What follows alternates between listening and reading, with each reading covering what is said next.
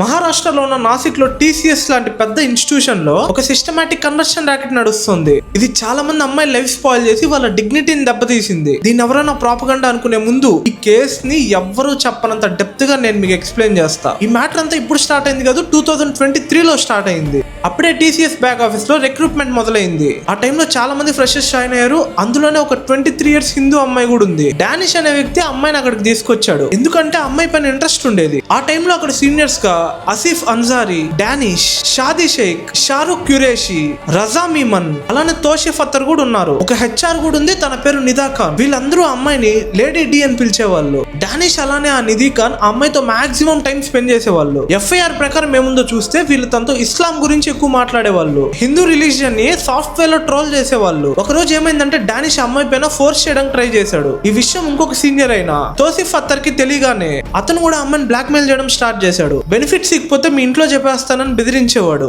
కానీ ఆ అమ్మాయి నిజంగా షాక్ అయింది ఎప్పుడంటే మెహ్రీన్ అనే లేడీ నుంచి కాల్ వచ్చింది. డానిష్ అనే వ్యక్తికి ఆల్రెడీ పెళ్ళైంది, 2 పిల్లలు ఉన్నారని అప్పుడే తెలిసింది. ఇది వినగానే ఆ అమ్మాయికి మైండ్ పోయింది. వెంటనే పోలీస్ కి అప్రోచ్ అయింది. At the same time office లో పనిచేస్తున్న ఇంకొక అమ్మాయి వాళ్ళు కూడా పోలీస్ స్టేషన్ కి వచ్చారు. నాసిక్ పోలీస్ వాళ్ళు అండర్ కవర్ లోకి వెళ్ళి ఆఫీస్ మొత్తం ఇన్వెస్టిగేషన్ స్టార్ట్ చేశారు. మార్చ్ 22న ఫస్ట్ ఎఫ్ఐఆర్ ఫైల్ చేశారు. అందులో డానిష్, తోసిఫ్, నిదా ఖాన్ పేర్లు కూడా ఉన్నాయి. మీరు నమ్మరు కానీ ఈ ఎఫ్ఐఆర్ ఫైల్ అయిన తర్వాత ఇంకొక 9 మంది అమ్మాయిలు బయటకు వచ్చి సేమ్ రీజన్ తో ఎఫ్ఐఆర్ ఫైల్ చేపించారు. కొన్ని ఎఫ్ఐఆర్స్ లో ఏముందంటే ఆ అమ్మాయిని అజ్మీర్ కి తీసుకెళ్లి ఫోర్స్ గా బీఫ్ తినిపించారని అలిగేషన్స్ ఉన్నాయి. దీని తర్వాత 8 సస్పెక్ట్స్ ని అరెస్ట్ చేశారు. మీకు నిజంగా ధైర్యం ఉంటే ఒకటి గుర్తుపెట్టుకోండి, ఈ కేసు ప్రోపగండా కాదు. అప్పట్లో ఢిల్లీ బాంబ్లాస్ట్ కేసు, ఇప్పుడు ఈ కేసు రెండు ఏం చెప్తున్నాయంటే ఈ రిలీజియన్స్ ని చేంజ్ చేయించేది కేవలం పూర్ పీపుల్ లేదంటే ఇల్లిటరేట్ పీపుల్ కాదు, వెల్ ఎడ్యుకేటెడ్ పీపుల్ కూడా దీన్ని ఒక టూల్ లాగా యూజ్ చేస్తున్నారు. అందుకే ప్రతి ఒక్క అమ్మాయి అలర్ట్ గా ఉండాలి, లేదంటే ఎవరైనా సరే మిమ్మల్ని ఈజీగా మ్యానిపులేట్ చేస్తారు. ప్రతి ఒక్క అమ్మాయి గుర్తుపెట్టుకోవాల్సిన విషయం ఏంటంటే స్కూల్స్ అని కాదు, కాలేజెస్ అని కాదు, ఆఫీస్ స్పేస్ అని కాదు, వర్క్ స్పేస్ అని కాదు, ఎక్కడైనా సరే మన క్లోజెస్ట్ వాళ్ళే మనల్ని మ్యానిపులేట్ చేయడానికి చూస్తారు.